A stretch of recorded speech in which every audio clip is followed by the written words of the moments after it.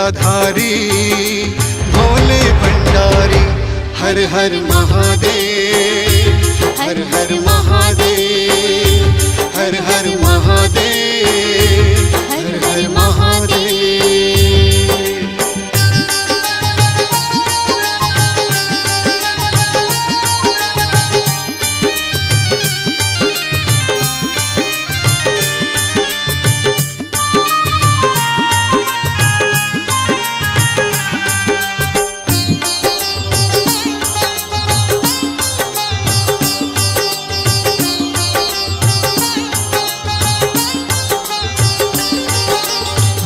तुम्हारा जग में निराला सबके मन को भाए।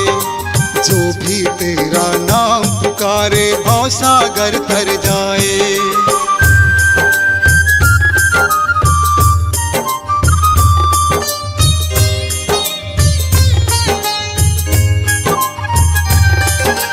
रूप तुम्हारा जग में निराला सबके मन को भाए। जो भी तेरा नाम पुकारे भव सागर तर जाए। तेरे इस दरबार के भोले हम हैं पुजारी। ओ जटाधारी भोले भंडारी। ओ जटाधारी भोले भंडारी।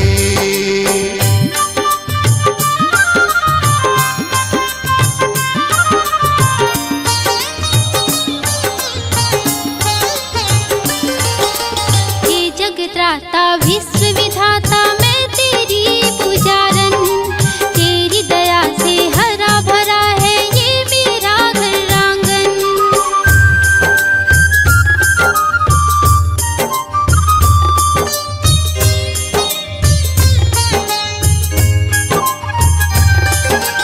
हे जगत्राता विश्व विधाता मैं तेरी पुजारन।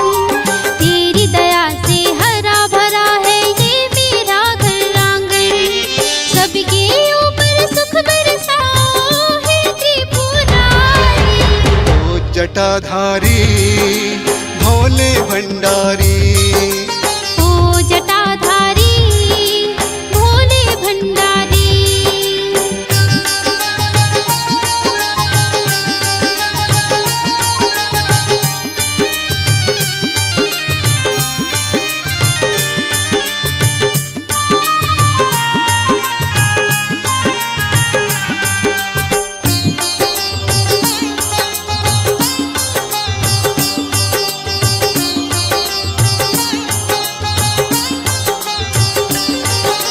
रोज सवेरे उठकर भगवन तेरा नाम पुकारो। कब दोगे मुझे दर्शन भोले तेरी राह निहारो।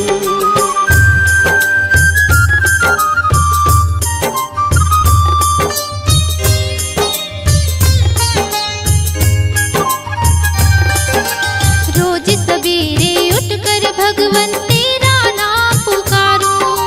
कब दोगे मुझे दर्शन भोले तेरी राह निहारो। दे दे आज मुझे तू दर्शन ओ त्रिशूलधारी। ओ जटाधारी भोले भंडारी।